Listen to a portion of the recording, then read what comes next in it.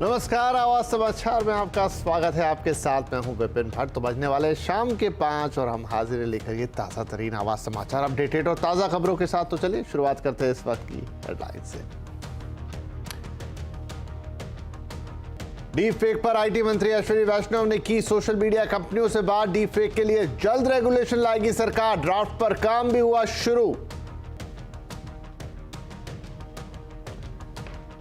राजस्थान में आज थम जाएगा चुनाव प्रचार। आखिरी दिन भी पार्टियों ने लगाया पूरा जोर। मोदी शाह की सभा। अतुल गहलोत ने की प्रेस कॉन्फ्रेंस। 25 तारीख को डाले जाएंगे वोट। वीकली एक्सपायरी के दिन सीमित दायरे में रहा बाजार। सेंसेक्स निफ्टी कल के ही स्तरों पर बंद, लेकिन मिड कैप इंडेक्स की उड़ान जारी। आज फिर नया इंट्राडे रिकॉर्ड। आज बंद हो रहा है इरेडा का आईपीओ। अब तक 38 गुना से ज्यादा भरा। टाटा टेक और गंधार रिफाइनरी को भी जोरदार रिस्पांस, और ये भी आईपीओ 13 से 14 गुना से ज्यादा सब्सक्राइब। आज से भारत और ऑस्ट्रेलिया के बीच T20 सीरीज पहला मैच आज शाम विशाखापट्टनम में सूर्या करेंगे कप्तानी। और सीएनबीसी आवास की बादशाहत बरकरार। मार्केट के दौरान मेगा सिटीज में 53% मार्केट शेयर। बात हो बाजार की तो लोगों का भरोसा है सिर्फ सीएनबीसी आवास पर।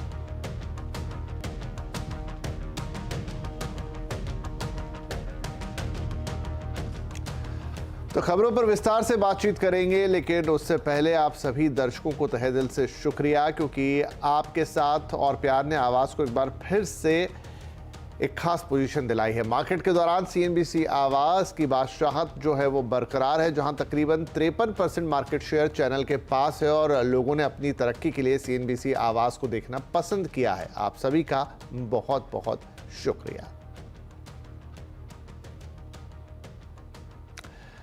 तो चलिए इस अच्छी खबर के बाद अब सबसे पहले बात करते हैं टनल में चल रही जिंदगी की जद्दोजहद की, जहां उत्तरकाशी में 12 दिनों से टनल में फंसे 41 मजदूरों को सुरक्षित बाहर निकालने के लिए पूरा देश दुआएं कर रहा है, और वहां पर मौजूद लोग जी तोड़ कोशिश, जिसका अब असर भी दिखाई दे रहा है। रेस्क्यू ऑपरेशन में जुटी टीमों की कोशिशों से कुछ ही घंटों में मजदूर बाहर आ जाएंगे। अब तक जो ड्रिल की गई है उसके बाद 8 पाइपों को मलबे के भीतर डाला जा चुका है, जिनकी लंबाई करीब 45 मीटर है। टनल में अभी भी करीब 12 मीटर पाइप बिछाने का काम बाकी है। उम्मीद है कि अगर कोई दिक्कत नहीं आई तो आज सभी मजदूरों को बाहर निकाल लिया जाएगा। टनल के बाहर 41 एम्बुलेंस भी तैयार रखी गई हैं, ताकि मजदूरों के बाहर आने पर उन्हें तुरंत मेडिकल सपोर्ट दिया जा सके। पीएमओ के पूर्व सलाहकार भास्कर खुलबे ने बताया कि मजदूरों को बाहर निकालने में अभी थोड़ा सा वक्त और लगेगा। रात में 45 मीटर के मुंह पर एक गर्डर आ गया था लेटिस का, उसको हमने सक्सेसफुली रात 6 घंटे काट करके रिमूव कर दिया है। अब हमें लगता है कि बाधाएं जो भी आनी थी उनको हम पार कर चुके हैं। यह हमारी उम्मीद है और यह हमारी आशा भी है, यह हमारा विश्वास भी है। हम चाहते हैं ऐसा ही बना रहेगा। अगले 14-15 घंटों में हम 60 मीटर तक क्रॉस कर लें। एनडीआरएफ के डीजी अतुल करवाल का कहना है कि पहाड़ के अंदर रास्ता खुलने पर वो मजदूरों को बाहर निकालने के लिए तैयार हैं। एनडीआरएफ के लड़के पहले से तैयार हैं और हमारी रिहर्सल चल रही है उन सब स्थितियों के लिए जो हमारे सामने आ सकती हैं। उसके लिए हमने स्पेशल इक्विपमेंट तैयार किया हुआ है, ताकि जैसे ही रास्ता खुलता है हम जल्द से जल्द उनको बाहर निकाल पाएं। तो पूरी टीमें तैयार हैं, पूरी स्ट्रेंथ में हम लोग यहाँ पे हैं, और आशा है कि उनको जल्दी हम पूरा सुरक्षित बाहर निकाल पाएंगे। उत्तराखंड के सीएम पुष्कर धामी आज सिलखियारा टनल पर पहुंचे, जहां उन्होंने बौखनाक देवता से सभी मजदूरों की सकुशलता के लिए प्रार्थना की और मजदूरों से बात भी की। इस दौरान सीएम धामी ने कहा कि ऑगर मशीन से 45 मीटर तक का पाइपलाइन बिछाई गई है और अब रेस्क्यू ऑपरेशन अपने अंतिम चरण में है। वहीं पीएम मोदी भी हर दिन रेस्क्यू ऑपरेशन का पल पल का अपडेट ले रहे हैं। 45 मीटर जो पाइप है ऑगर मशीन के उसके कारण से जा चुका है और रेस्क्यू अब अंतिम चरण में है। माननीय प्रधानमंत्री जी प्रत्येक दिन इसका अपडेट लेते हैं, पूरी जानकारी लेते हैं और लगातार चिंता करते हैं कि जल्दी से जल्दी होगी कि सभी लोग सकुशल बाहर आए। और आज भी माननीय प्रधानमंत्री जी ने अभी जानकारी ली है, उनको अवगत कराया है। और हमारे यहाँ पर लगे हुए सारे विशेषज्ञ जो बाहर से भी आए हुए हैं, उन सभी का भी जो कि बड़ा इसमें योगदान है। तो तो पूरे देश की दुआएं साथ है जैसा हमने कहा, और साथ में टनल पर जी तोड़ मेहनत की जा रही है। जो भी रुकावटें आ रही है उसे हटाया जा रहा है। तो हम भी उम्मीद करते हैं कि आज शाम होते होते, आज का दिन खत्म होते होते शायद वहां से कोई अच्छी खबर देखने को मिले और जो जिंदगी की जद्दोजहद उस टनल में लगातार पिछले 12 दिन से चल रही है वो आज खत्म होती हुई नजर आएगी। यहां पर खबरों में आगे बढ़ेंगे और अब बात करेंगे एक और बड़ी खबर की। डीप फेक का खतरा दिन ब दिन बढ़ता जा रहा है। रश्मिका मंदाना के बाद सारा तेंदुलकर का डीप फेक फोटो वायरल होने के बाद सरकार एक्शन मोड में है। डीप फेक वीडियो को रोकने के लिए सरकार अब रेगुलेशन लाने की तैयारियां कर रही है। केंद्रीय मंत्री अश्विनी वैष्णव ने एक प्रेस कॉन्फ्रेंस करके आज इस बारे में जानकारी दी है। CNBC आवाज ने अपने दर्शकों को सबसे पहले इस खबर की जानकारी दी थी।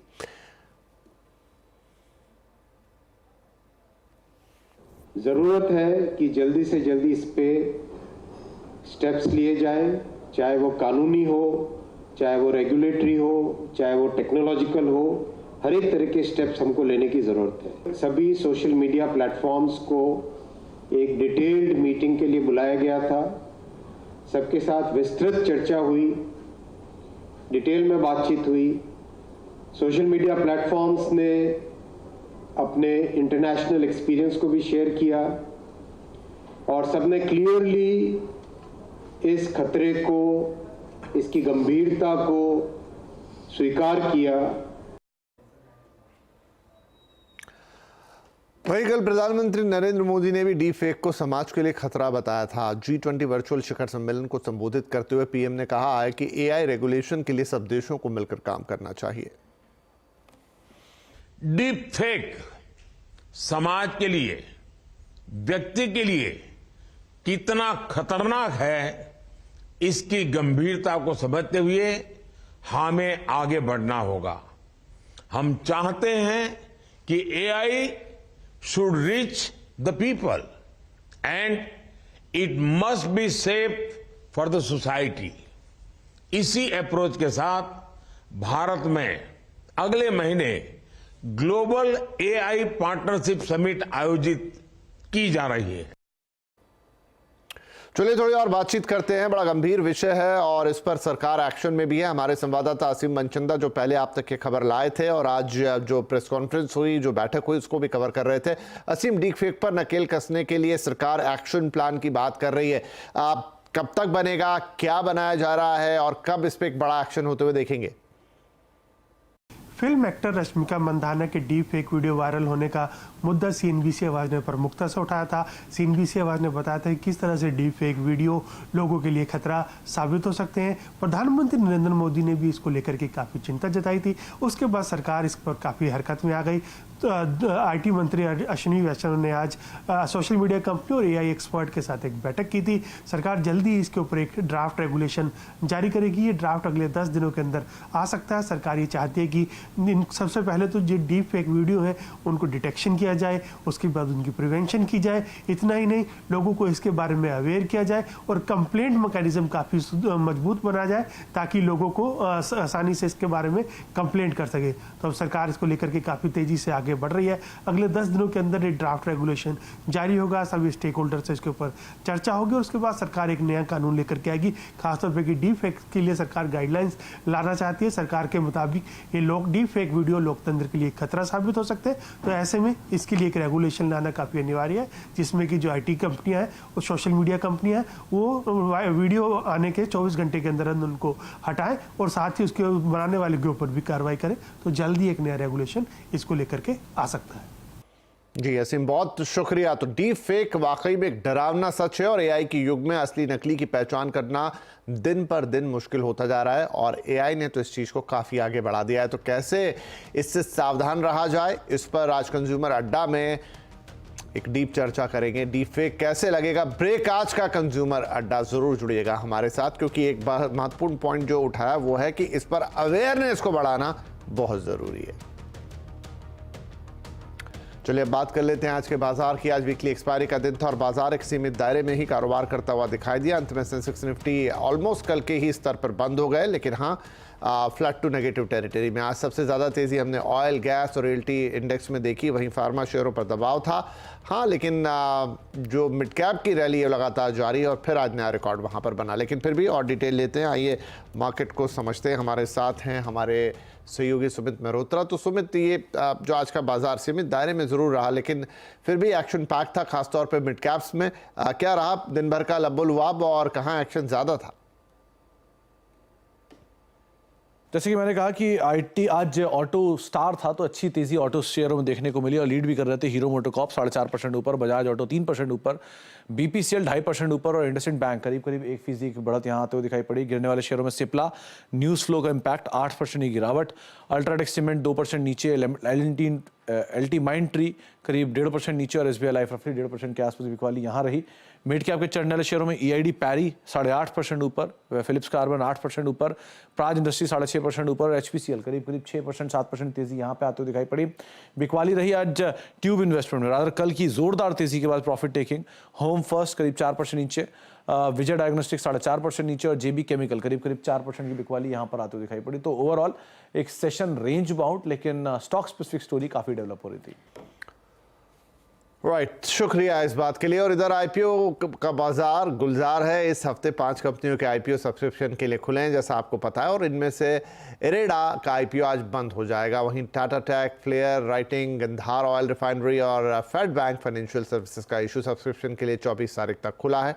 टाटा टेक और गंधार ऑयल रिफाइनरी के आईपीओ को शानदार रिस्पॉन्स मिल रहा है, जिसमें से टाटा टेक अब तक 14 गुना से ज़्यादा और गंधार ऑयल रिफाइनरी भी करीब 15 गुना भर चुका है। वहीं फ्लेयर राइटिंग इंडस्ट्रीज़ का आईपीओ अब तक करीब 6 गुना भरा है और फेड बैंक फाइनेंशियल सर्विसेज का भी पूरा भरने की राह पर है। लेकिन जो आज बंद हो रहा है यानी एडे का, वो 38 गुना, माफ़ कीजिएगा, इतना भर चुका है। यानी बहुत ही ज़ोरदार रिस्पांस इसको निवेशकों का, और आज इसका अंतिम दिन। आइए बात करते हैं राजनीति से और 2024 के सेमीफाइनल की बात करेंगे, यानी राज्यों में हो रहे विधानसभा चुनाव की।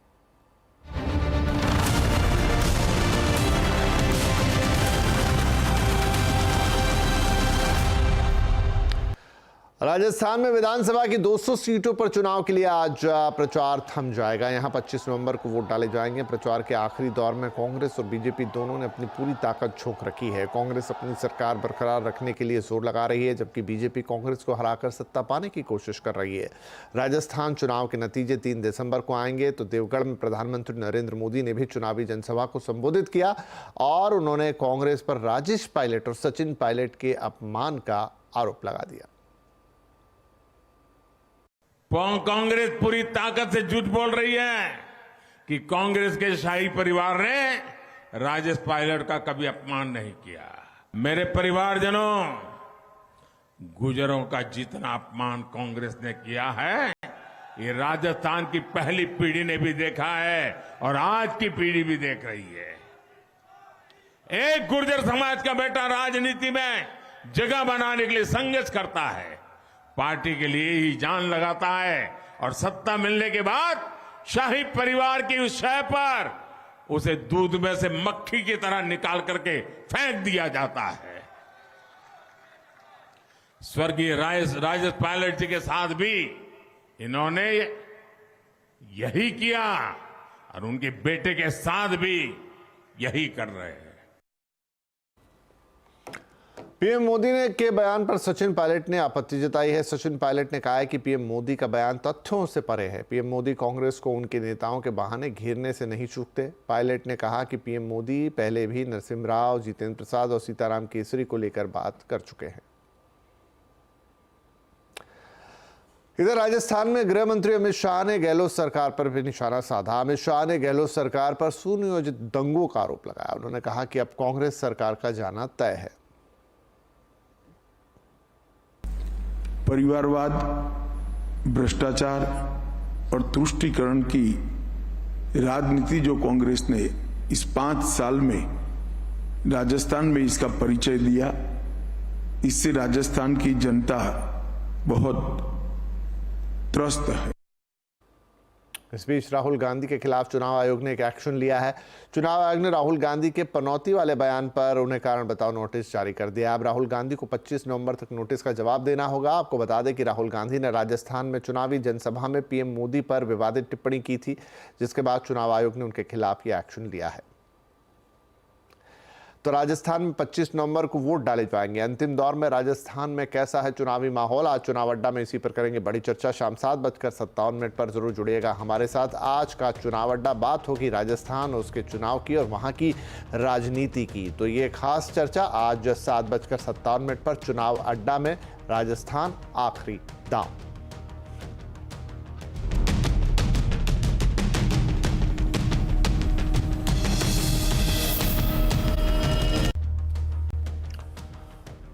Welcome back. आप देख रहे हैं आवाज समाचार और अब कुछ और खबरें। दिल्ली में आज से नर्सरी में एडमिशन की दौड़ शुरू हो गई है। इस बार 1700 स्कूलों में करीब 1.25 लाख सीटों पर एडमिशन होने हैं। पेरेंट्स की सहूलियत के लिए कुछ स्कूल QR कोड के जरिए भी रजिस्ट्रेशन की सुविधा दे रहे हैं। नर्सरी एडमिशन से जुड़ी हर जानकारी देखिए इस रिपोर्ट में। दिल्ली के स्कूलों में नर्सरी में एडमिशन के लिए रजिस्ट्रेशन काउंटर फिर से खुल गए हैं। शिक्षा निदेशालय के नियमों के मुताबिक नर्सरी में एडमिशन के लिए बच्चे की उम्र कम से कम 3 साल होना ज़रूरी है, जबकि 31 मार्च 2024 तक बच्चे की उम्र 4 साल से कम होनी चाहिए। पेरेंट्स की सुविधा के लिए हर स्कूल में हेल्प डेस्क भी बनाए गए हैं। साथ ही डिजिटल प्रक्रिया को बढ़ावा देते हुए कुछ स्कूलों में QR कोड के जरिए रजिस्ट्रेशन और पेमेंट का ऑप्शन भी दिया जा रहा है। डिजिटल पेमेंट में पेरेंट्स का ज़्यादा रुझान बढ़ा है, तो उसके लिए हमने QR कोड का एक अरेंजमेंट किया है कि उस QR कोड को करके अगर पेरेंट्स स्कैन करके उसको अपने फॉर्म को भरना चाहता है तो वो हमारी वेबसाइट पर फॉर्म भरा जा सकता है और उन्हें किसी स्कूल में आने जाने की ये सुविधा मिल गई है कि उसे स्कूल ना जाना पड़े और उसके बच्चों का रजिस्ट्रेशन फॉर्म स्कूल में पहुँच जाए। अगर आपको भी अपने बच्चे का नर्सरी में एडमिशन करवाना है तो रजिस्ट्रेशन के लिए ये डॉक्यूमेंट्स ज़रूर तैयार रखें। इसमें बच्चे का बर्थ सर्टिफिकेट, माता पिता और बच्चे का रेजिडेंशियल प्रूफ, पेरेंट्स और बच्चे की पासपोर्ट साइज फ़ोटो और माता पिता का आधार कार्ड ज़रूरी है। अगर आप ऑनलाइन फॉर्म भर रहे हैं तो इन सभी डॉक्यूमेंट्स की PDF फाइल ऑनलाइन सेव करके ज़रूर रखें। नर्सरी में एडमिशन के लिए पहली लिस्ट अगले साल 12 जनवरी को जारी की जाएगी।